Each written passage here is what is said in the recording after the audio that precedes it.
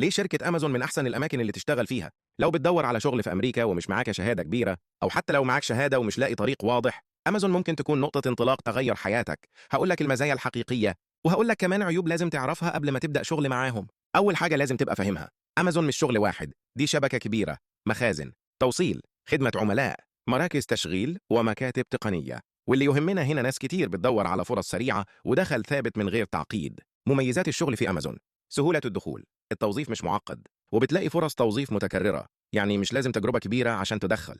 استقرار نسبي، مش كله مؤقت، في فروع بتوظف دوام ثابت وبتدي رواتب منتظمة. تدريب عملي من أول يوم، هتتعلم مهارات جديدة، تشغيل معدات، نظم لوجستية، برمجيات بسيطة، حاجة تتكتب في السيرة وتفتح لك أبواب تانية. سلم ترقيات واضح، ناس كتير بدأت عمال عاديين في المخزن ومع الوقت بقوا مشرفين أو راحوا اشتغلوا في مراكز تانية داخل الشركة. مزايا للموظفين: تأمين صحي في أماكن كتير، خصومات للموظفين، وبرامج تدريب أو دعم تعليمي في بعض الفروع، مرونة في الشفتات، صباحي، مسائي، دوام جزئي، تقدر تختار على قد احتياجك. موجود في معظم المدن، غالبا هتلاقي فرع قريب منك لو انت في مدينة كبيرة أو منطقة صناعية. ازاي تستفيد من الفرصة دي عمليا؟ اشتغل دوام ثابت مش موسمي لو ناوي تستقر. اسأل عن برامج التعليم أو تمويل الدورات من الشركة وادخل فيها. اطلب تدريب على مهارات إشراف. الناس اللي بتبادر دايما بتترقى، بس برضه في عيوب لازم تعرفها. الشغل متعب جسديا، في المخازن هتقف طول الوردية، هتشيل صناديق وتمشي مسافات. ضغط على الأداء، في KPIs ومعدلات إنتاج لازم تحققها، وده ضغط حقيقي على بعض الناس. روتين سريع ومتكرر، لو بتدور على شغل مبدع ومتنوع كل يوم ممكن ما تحبش الروتين هنا.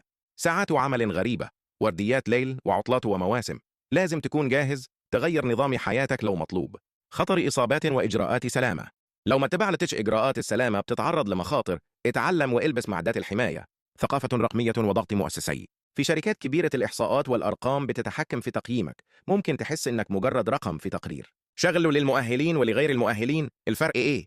لو معكش شهادة، تقدر تبدأ فورا في المخازن أو التوصيل أو خدمة العملاء وتتعلم وتترقى. لو معاك شهادة، تقدر تستهدف وظائف إدارية أو تقنية داخل أمازون. والانتقال الداخلي سهل لو عملت تجربة ممتازة في البداية. في الآخر للخلاصة، لو محتاج شغل سريع بدخل ثابت وفرصة تطور وانت جاهز للشغل البدني والضغط. أمازون من أحسن الخيارات.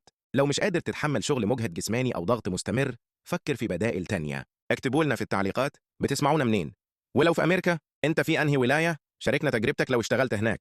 لو عجبتك الحلقة اعمل لايك وسبسكرايب وفعل الجرس عشان نوصل حلقات تانية تساعدك تلاقي شغل أحسن وتطور نفسك. ملاحظة مهمة، الكلام ده للإرشاد العام، التفاصيل بتختلف بين فرع وآخر ومن ولاية للتانية. تأكد من عقدك واسأل الموارد البشرية قبل ما توقع على أي حاجة.